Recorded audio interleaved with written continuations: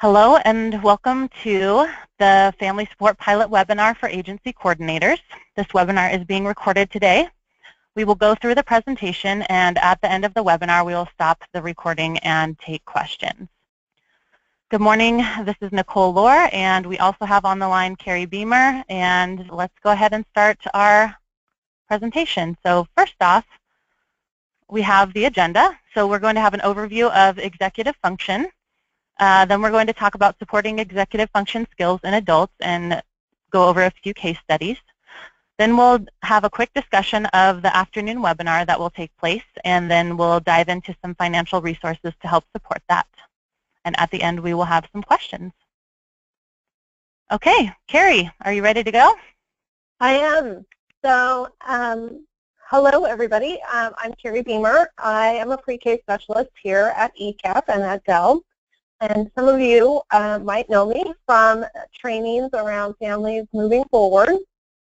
And I'm here today to talk about executive function and how it relates to the Family Support Pilot, and hopefully how you as agency coordinators can sort of tie this all into how it works with the Family Support Pilot. So let's see. Nicole, can I ask you a logistics question real quick? Go for it. You're going to forward the slides for me, or can I do it too? I think that I probably have to do it for you. So okay. If you can just say go ahead, and I can do it for you. Okay. So if you want to click on it, there's a cute little graphic. So if you click it one more time, there you go. So executive functions are those skills and those mental processes that help us plan and focus, be able to juggle things. The brain needs these skills in order to filter distractions, prioritize tasks, set and achieve goals, and control our impulses. Next slide, please. Oh, and this information came from the Center on the Developing Child in Harvard. So there are some periods of critical development in executive function, and this slide highlights how there's two periods of time where we see the largest growth in executive functioning skills, and that is those years between 3 and 5, why we're very interested in these skills development in preschool. But there's also a second period of time sort of between the adolescence and young adults where there's also this sort of uptake. So why that's important for us is to know that a lot of times the brain, these executive functioning skills don't fully mature clear till your 20s and into your 30s. So why is that important? Well, the first thing is these skills they're laid down at birth, and for some children these skills cannot even, the period of time is between 3 and 5, but you can see, you know, some kids, it's a measurement, but it isn't a definite. Sometimes it takes later for some children. Your brain really does remain very plastic and very malleable until 25 to 30 years old.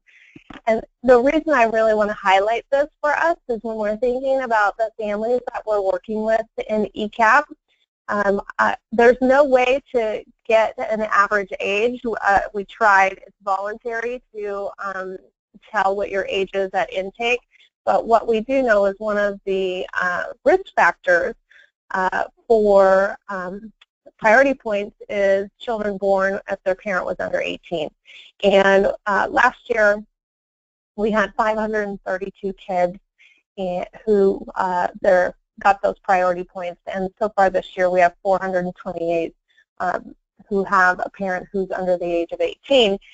And if you think about now they're 3 and 4, those parents would be right at the time where their brains are still very plastic, and still these skills are coming online. Okay, next slide, please, Nicole. So Some of you may, if you are familiar with the Families Moving Forward training or have taken that training from me before, we like to think about executive function as the air traffic control system of the brain. And the brain uses its executive function skills to focus, hold information in our minds, filter distractions, switch gears when necessary. This is why we like to think of it as an air traffic control system, because just like an air traffic controller, they have to manage lots of planes on lots of runways that require perfect timing. So every day, adults have to manage competing priorities using executive functioning skills, just like an air traffic control would have to manage all those distractions and handle how do I get all these planes in here safely. So we need these skills to be deliberate, to have goal direction, and think about behavior. All of these things, think of all the ways in a day you have to manage multiple distractions, keep on task, keep focused. That's what executive functioning is. Okay, and again, some of you might be familiar with this metaphor because we use it a lot in the Families Moving Forward curriculum. So we'll go to the next slide. So there's, and you can click, yeah, there you go. There are several executive functioning skills. There's planning and organization, metacognition, but there's really three executive function skills that we like to concentrate on, and those are impulse control, or sometimes people say inhibitory control, sometimes people use the term self-regulation, working memory, and mental flexibility. So why are these executive functions so important to us? Well, science and researchers are finding that executive functioning skills are a biological key to school success, and they're a good predictor of school success, even better than IQ. These skills are what we need to negotiate, pay attention, problem solve, not act impulsively. And executive functioning skills are increasingly understood as the foundation for successful learning and social relationships, not only in children, but if you think about adults, having impulse control and remembering an appointment you made with your friend, or having flexibility in your employer, these are skills that adults need to be effective in their jobs and as parents. Okay, so the first, we can go to the next slide. So we're going to talk about impulse control or inhibitory control, and I use this photo on purpose because this would be my total weakness of impulse control, would be sitting in a shoe store thinking, oh, I know I have a really big heating bill this month, but I really want these shoes. What do you do about it, right? So impulse control is that the skills that you filter distractions, override your impulses, resist temptation, and maintain your focus. And another example of impulse control is, thinking about what you're saying before you blurt something out in anger, or maybe finishing a task like cleaning your kitchen before your favorite show comes on TV. You're going to stay focused, get your job done before you go and have your TV time. Okay, so we can go to the next one. Let's talk about working memory. So working memory is a little bit different than what people might think about just memory, because working memory is the ability to mentally hold and manipulate information over short periods of time, simultaneously doing multiple tasks. So this is the ability to retain information and then sort of have it come back out later, even though there was a lot of distractions around you. This would be the same thing as following multi-stepped instructions, temporarily stopping something and then coming back to it and being able to return to that task without losing any of your confusion or thoughts about where you were. So a good example of working memory again is when I'm working on a project and maybe I get called to a meeting, coming back hours later, being able to pick up where I left off and pick up the task again. Another example is you could be going grocery shopping, but you have to keep in the back of your mind the whole time that you have a dentist appointment at 2 o'clock. So even though you're shopping and you're doing all these things, you still are trying to keep yourself on track because you know you've got to get out of there at a certain time. And many of you who have had the Families Moving Forward training know this as, I typically would say the string of numbers after me, and it's a little bit challenging on a webinar, but you know, you can do this at your desk as you're listening to me. If I say to you, say the string of numbers out loud, 5, 9, 2, 13, 7. So to yourself at your desk, repeat that back. And now if I say, take those string of numbers and repeat them back to me, lowest to highest. And I can't even do it because I didn't write them down. But hopefully, if you're listening out there, you were able to take that information and reorder it smallest to largest. So that's an example of working memory. All right, so let's talk a little bit about mental flexibility. That's the next slide. Okay, so mental flexibility, again, is the ability to switch gears, multitask, adjust your plan, reestablish priorities, apply different rules or social skills in different settings, translate different languages, and alter strategies based on feedback and to be able to innovate. This screen is showing you the classic Stroop test. The Stroop test is a great test in showing mental flexibility. So if you're at your desk and I say, what I want you to do is read the words, you would say, from left to right, I would say blue, red, yellow, orange, green, blue, purple, red, right? But then if I said, now I want you to read the colors instead of the words, I would have to say green, purple, orange, red, yellow, red. See, it's very difficult to switch those gears, right? That it takes a lot of mental flexibility to give a command, give a rule one way, and then say, okay, now do it the opposite way. Some other examples of mental flexibility, again, are bilingual families or individuals. It takes a lot of mental flexibility to switch back and forth between languages. And maybe at work you're expected to dress a certain way, so you have to have the flexibility to know that at work I can dress like this, but when I go out to with my friends, I can dress a different way. Okay, we can go to the next slide.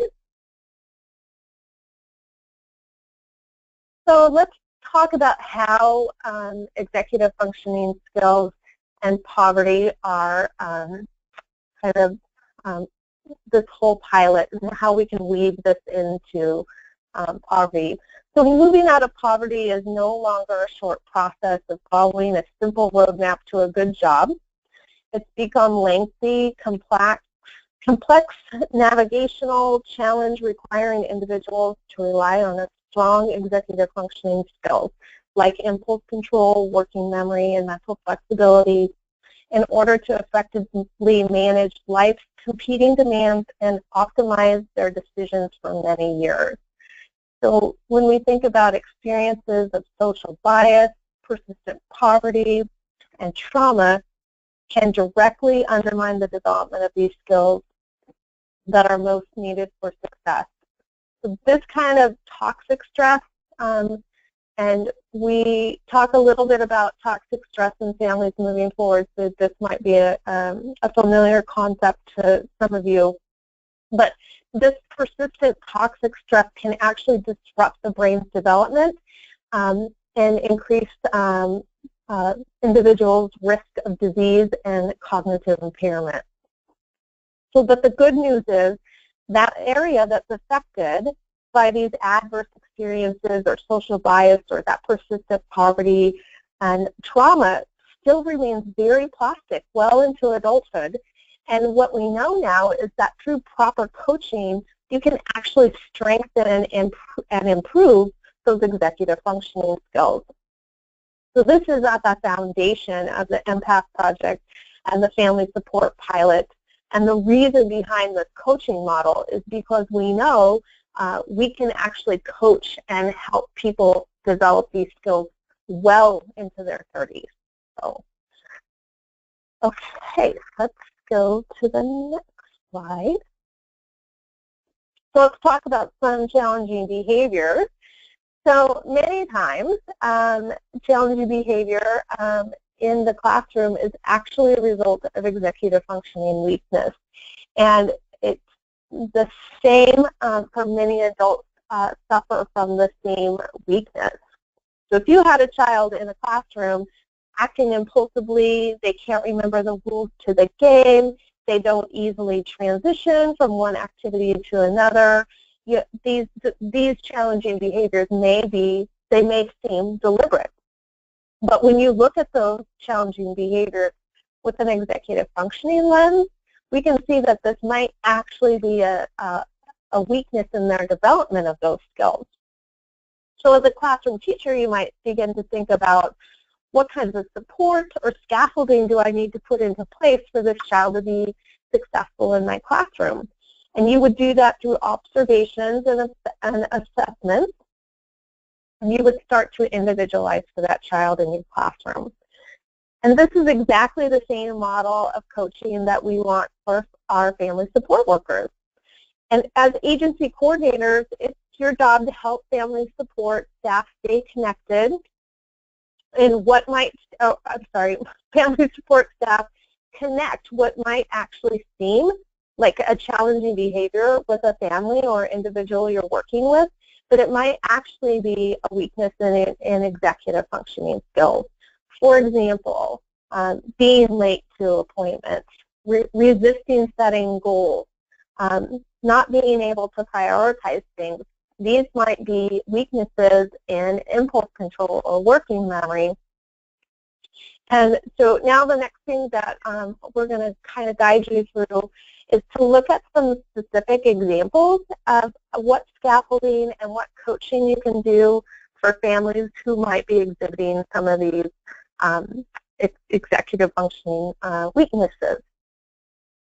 So the next slide that we're going to go to is looking at how do we support impulse control in parents or families.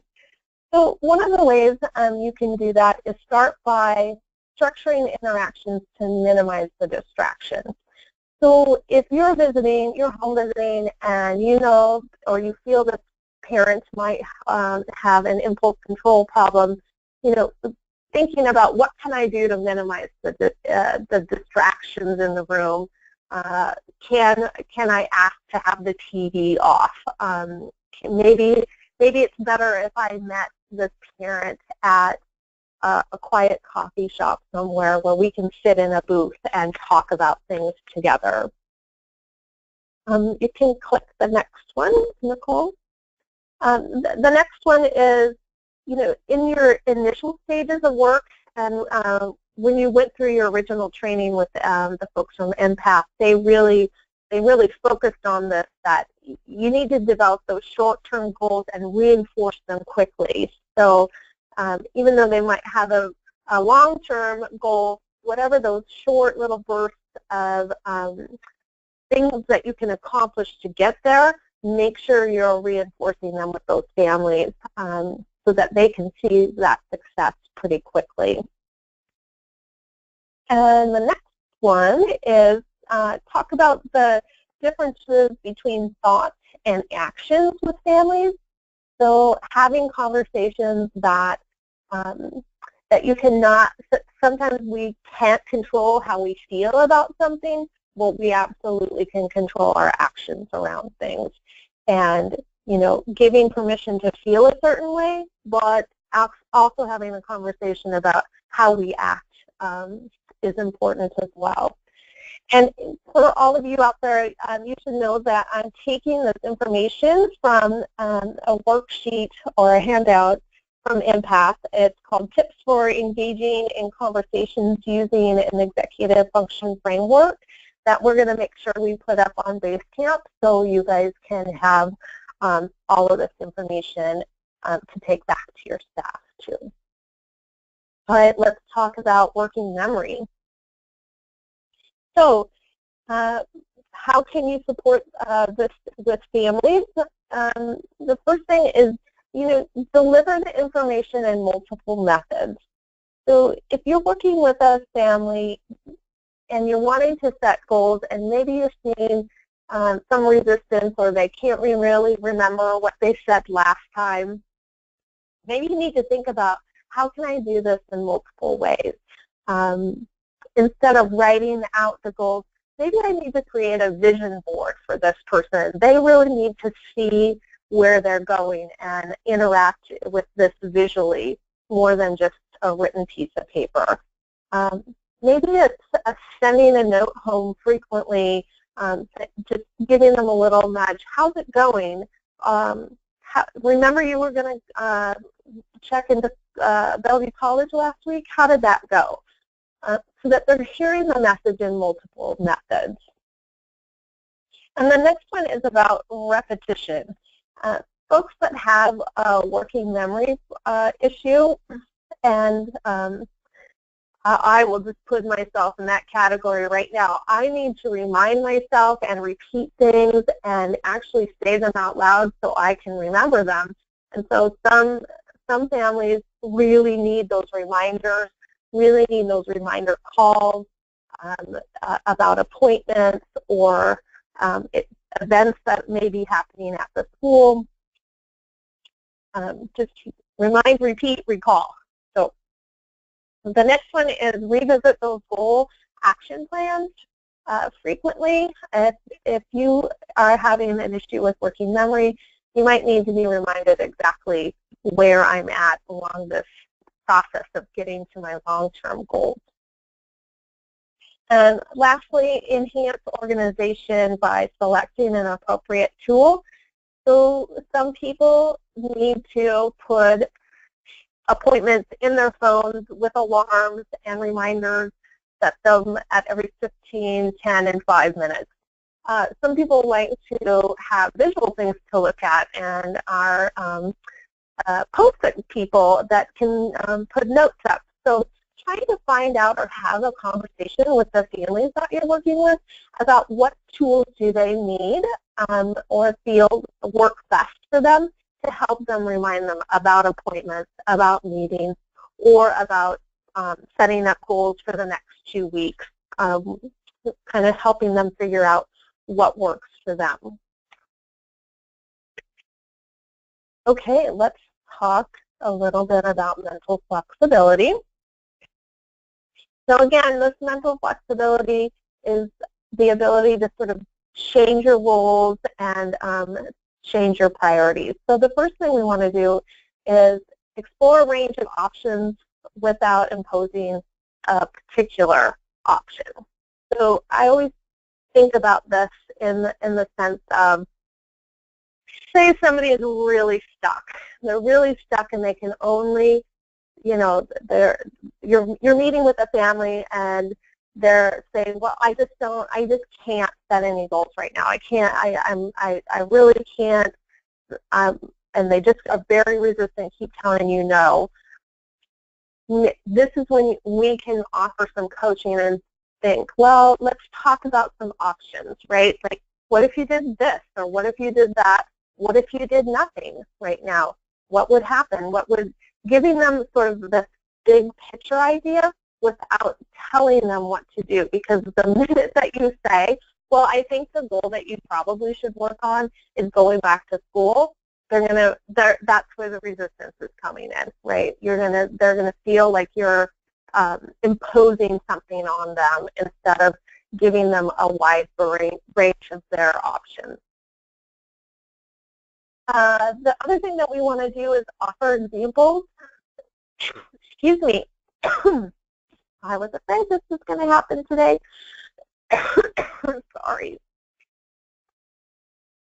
Sorry. Offer examples of strategies that have worked for other people. So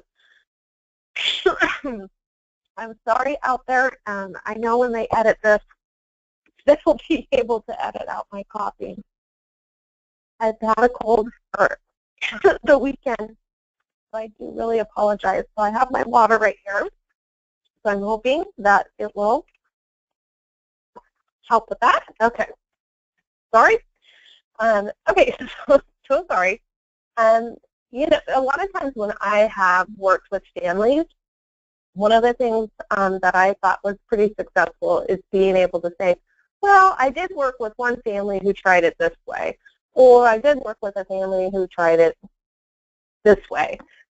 Having individuals see that you actually have worked with somebody else who did it that way and it worked out for them can hopefully get over some of that rigidity that they might be thinking about setting goals.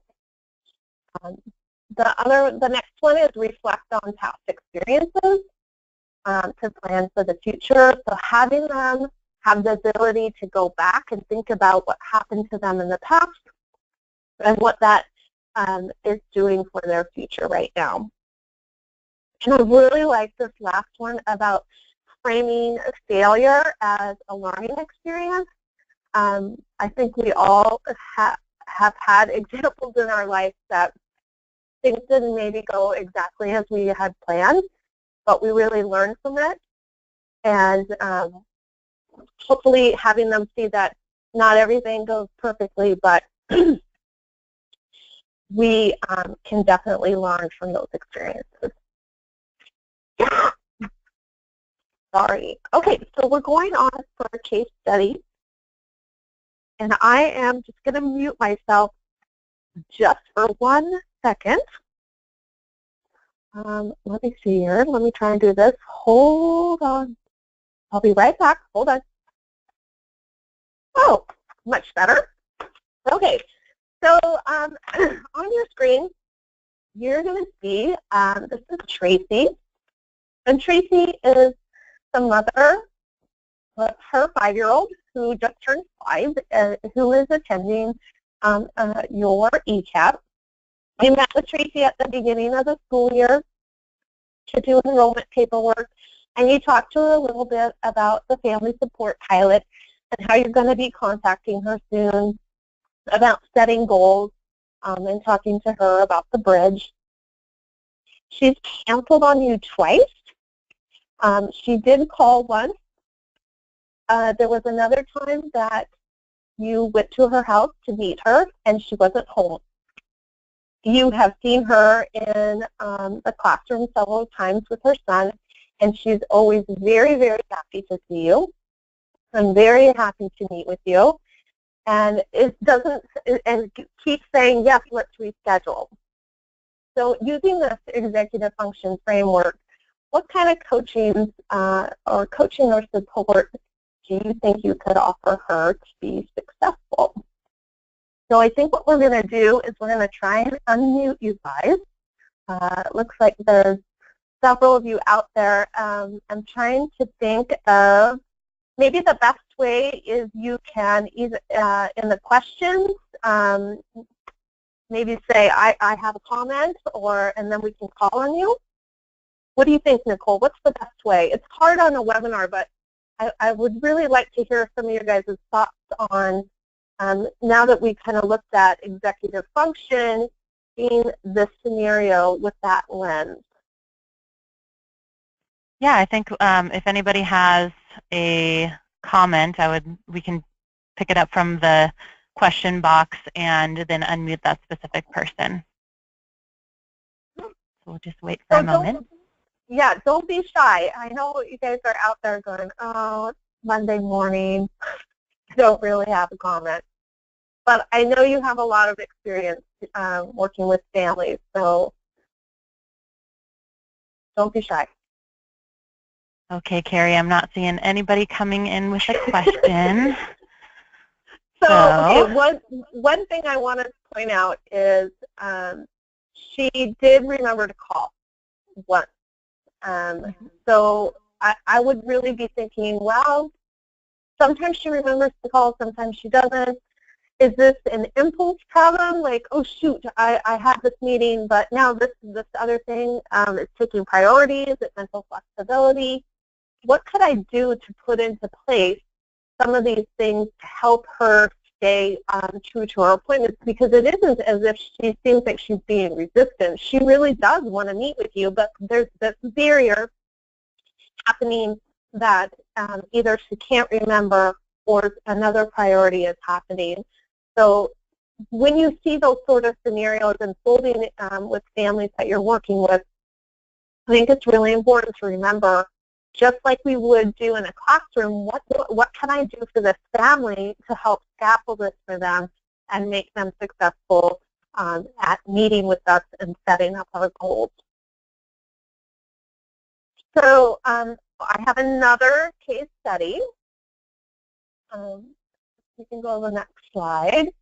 So this is Melinda, and her husband have 3 kids, and her mother and her grandmother live with them.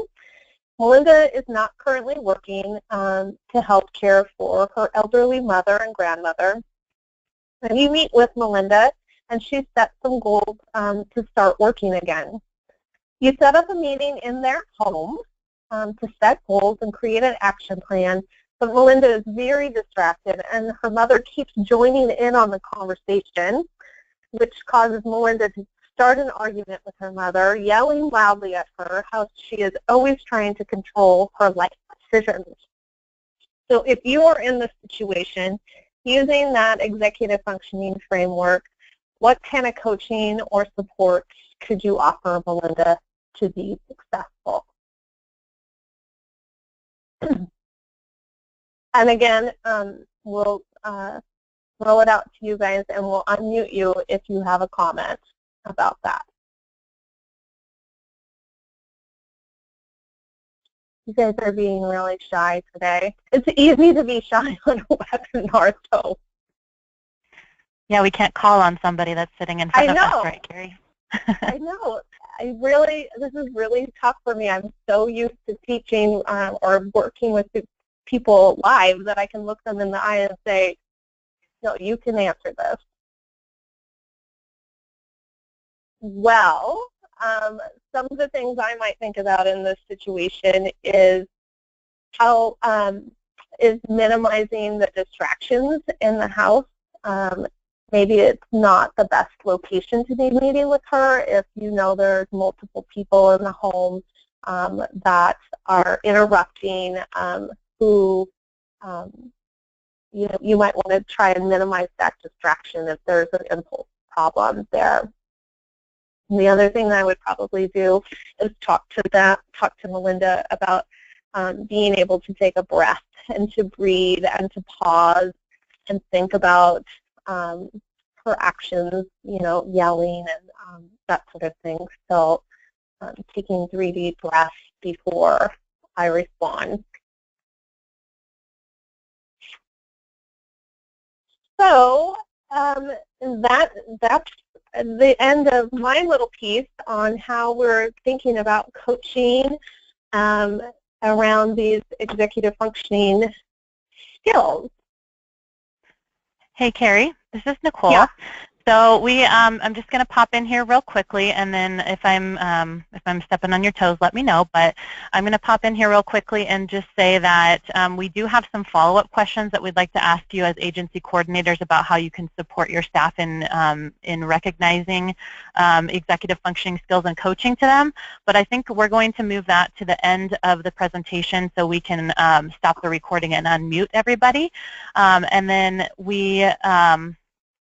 we will ask those questions at the end, so we can kind of lump it all together with all the questions, if that's fine with you. Yeah, sounds good. Okay, great. Okay, so let's go ahead and move on. Okay, so just really quickly on the Direct Services Staff webinar this afternoon, we are going to be talking a lot about employment and career management pillar. So that's going to be our focus for this afternoon, and some resources and ideas that go along with that. And one of the reasons for that is because last year was, this column, this pillar on the bridge, was a little bit of a difficult one for staff to process. And as you know, all the bridge pillars are interconnected, but this one in particular has a lot to do with financial stability, which ties in the financial pillar as well. And so to help support staff who may be having conversations with families around sensitive financial information, and helping set financial or career goals with parents, or getting requests for help in financial areas, we're going to take a few minutes to show you some financial resources that you can access and highlight a few. And just another thing that we're going to do as well is we are going to post these resources to Basecamp soon after the webinar. So I'm just going to exit the webinar really quickly, and I'm going to bring up my resources here. Okay. So this website is on the ECLEC website. It's a Head Start run website with lots and lots of great resources on it for every aspect of the program. But for this one specifically, we're going to focus on the Building Foundations for Economic Mobility resources. So let me just take a minute and make sure that I'm going to share the right ones with you. The first one that I would like to share with you is this Building Foundations for Economic Mobility, the webinar series.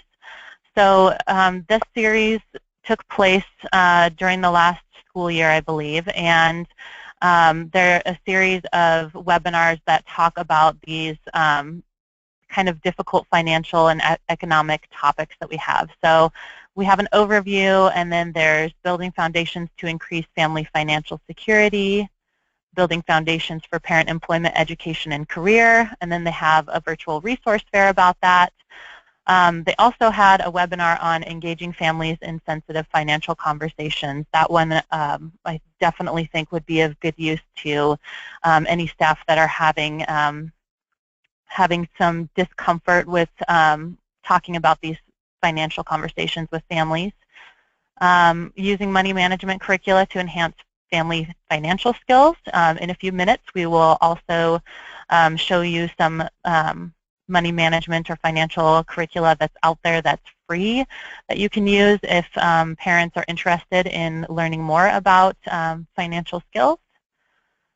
And then there was another webinar on building family financial capability through community partnerships. So how do we do that through the partners that exist already in our communities? And then building relationships also with adult education and workforce training programs in our community. So these last two really are to focus on what kind of community partnerships and resources can we give our parents through our program to support these things up here. I would highly recommend this series. I participated live, and they were full of great information, and a lot of the information that I'm about to share with you too comes from that webinar series. So as you can see on this website, there's a few different drop downs. We're going to drop down this one right here, the Family Financial Security Savings and Asset Building. And as you can see, there's a lot of different resources here, but one of the ones that I wanted to focus on really quickly first is this PDF right here that says Family Service Workers and Financial Empowerment Steps and Resources.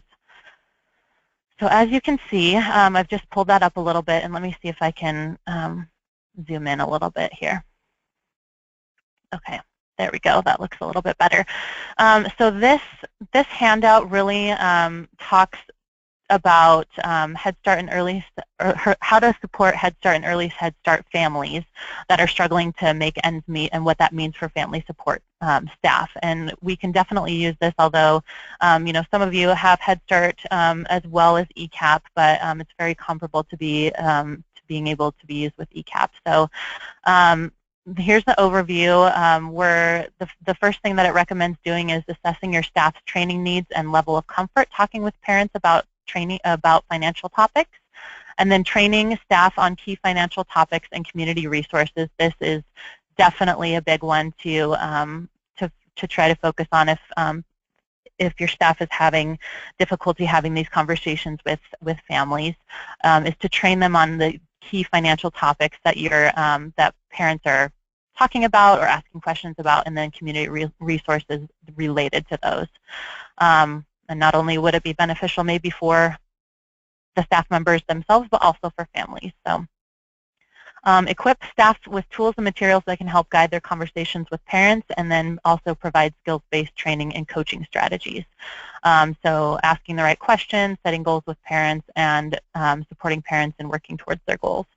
So as you can see, this handout really aligns with what we're doing in the family support pilot. So then it goes through each step in more depth. Step 1, assess training needs. Step 2, train staff.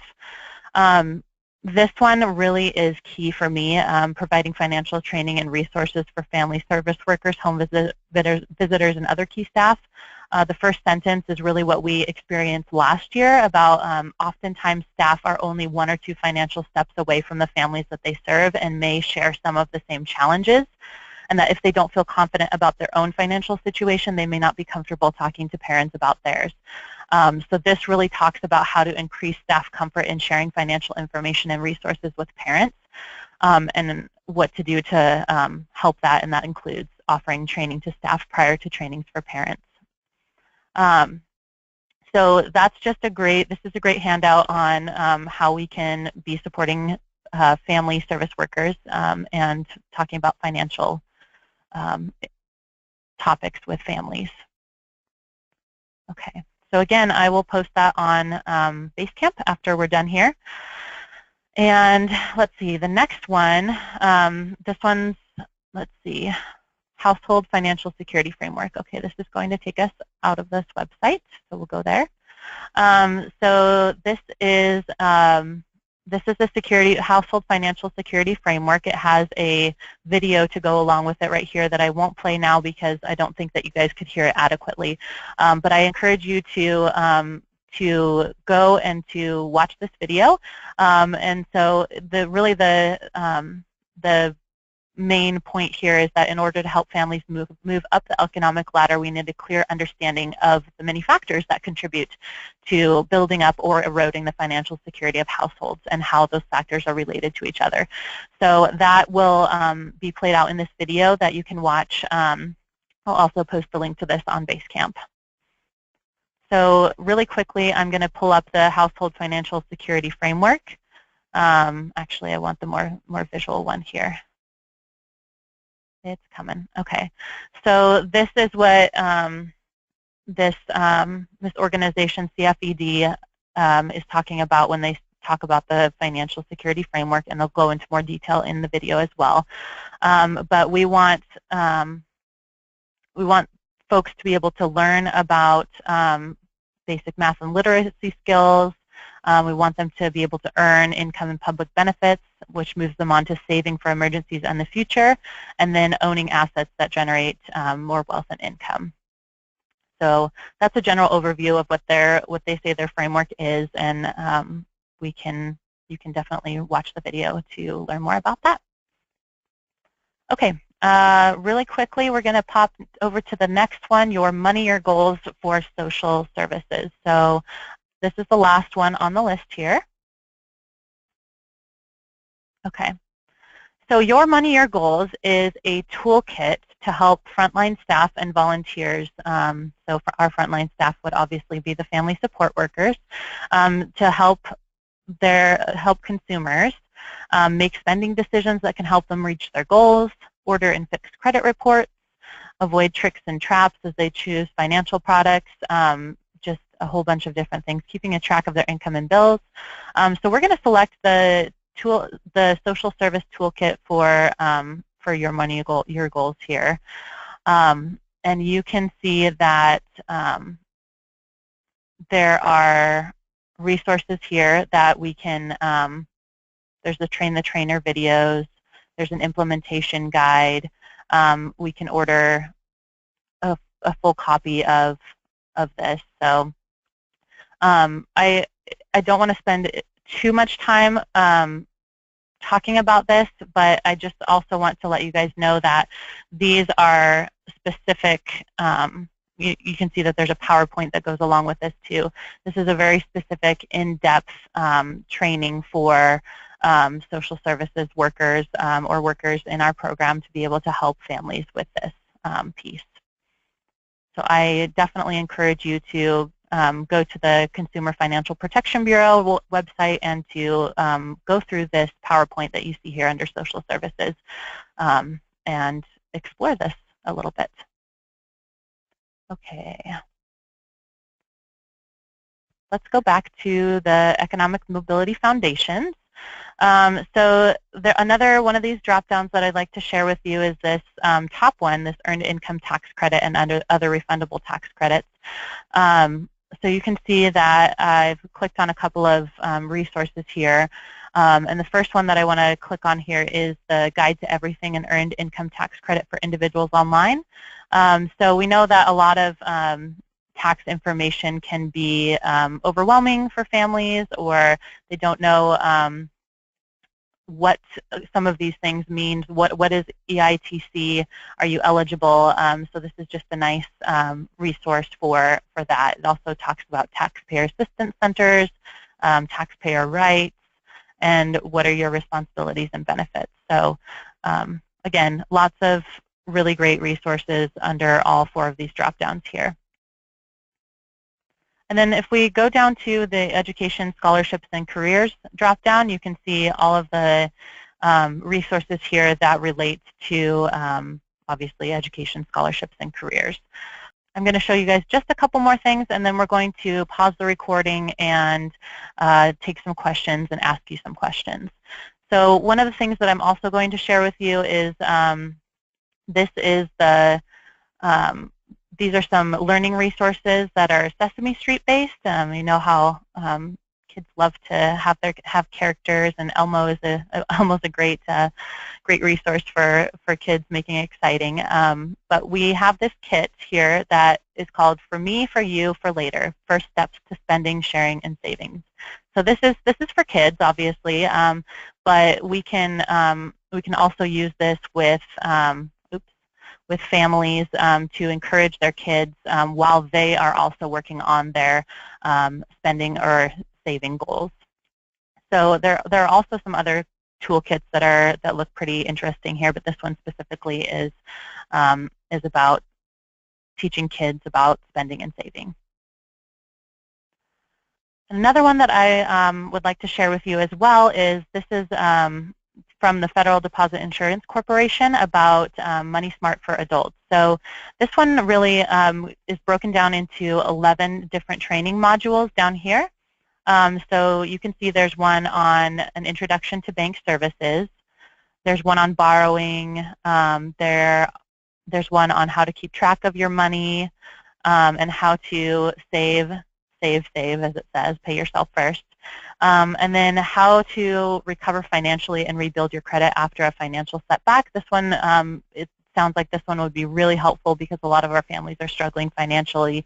They may have a lot of unpaid debt that they're facing, and that really takes a lot to recover from when you don't make enough to pay all your bills, let alone attack your debt. So these are some training modules that can also help help your family support workers learn a little bit more and hopefully provide some more financial support to folks that are asking for it. Okay, so we are done with the financial and related resources. I'm going to go ahead and stop the recording now, and we will take some questions.